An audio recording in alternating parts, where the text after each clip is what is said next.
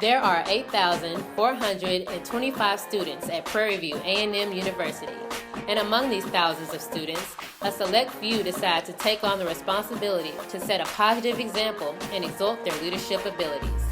Organizations on campus, such as Student Government Association, Greek organizations, and the Mr. and Mrs. PV pageant have individuals who are willing to endure long meetings, high expectations, student complaints, and loss of sleep while also maintaining a strong grade point average. This is True Life. I am a student leader.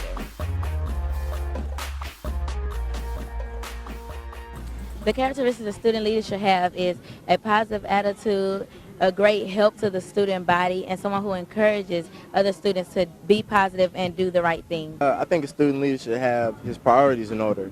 He should be able to distinguish what things are important and what things aren't. A student leader should be someone who is resourceful, knowledgeable on issues that are going on around the university. Yes, Miss PV, which is Chasmin. She's very classy. She has a positive attitude. She's always there when you need her, and she represents the school in a positive way. And in between classes, like I said, it could be a PALS meeting, it could be a meeting with my advisor, meeting up with Tim about things that we want to do as Mr. and Mrs. Prairie View. Also just interacting with other student leaders and other students. I think that's a big part of my day that I don't have a specific time for it, but just at any given moment, a student wants to talk about something, freshmen have problems, and as Ms. Prairie View, I'm always open and available.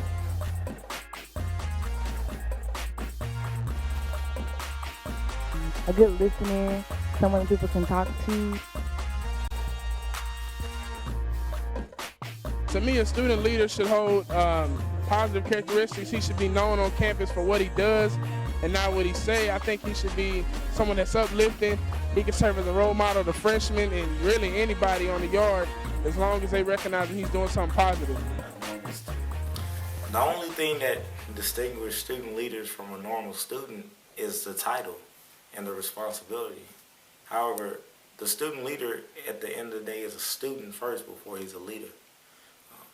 You still have to go to class. You still have to do everything that the student does. I have to submit my work on time just like all the other 48 students in the classroom.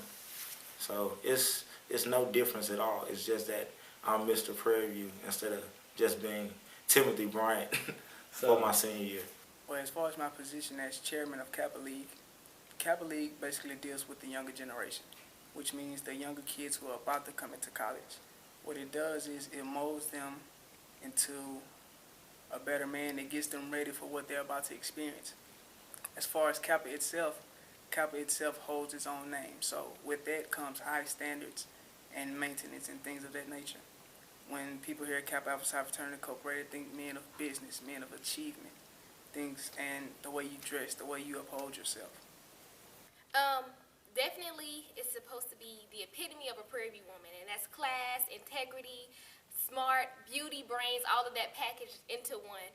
But one of the things that I like to let every lady here on campus know that if you go to Prairie View A&M and you're a lady, you are Miss Prairie View. I just have the privilege of wearing the crown. A student becomes recognized as a student leader by always going to class, go to different organizations and different events, and encouraging other students to also go along with them.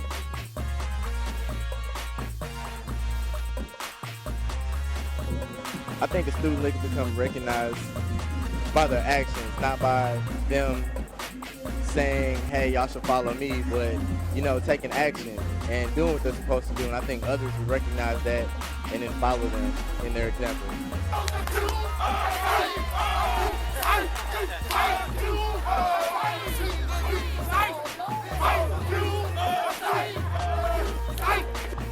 Another student leader I think is Harrison Blair, the SGA president. I mean, I like what he personifies. He's a strong black man. He's trying to lead on campus.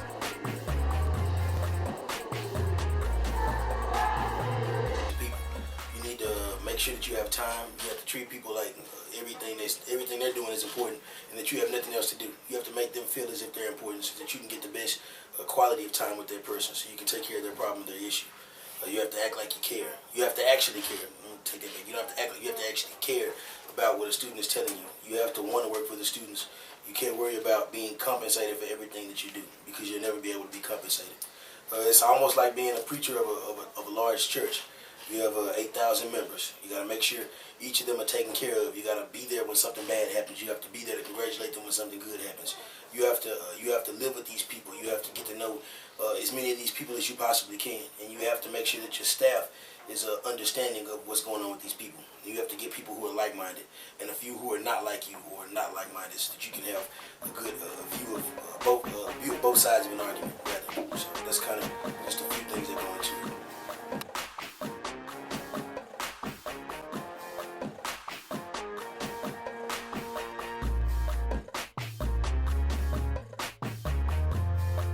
Because this job is not about me.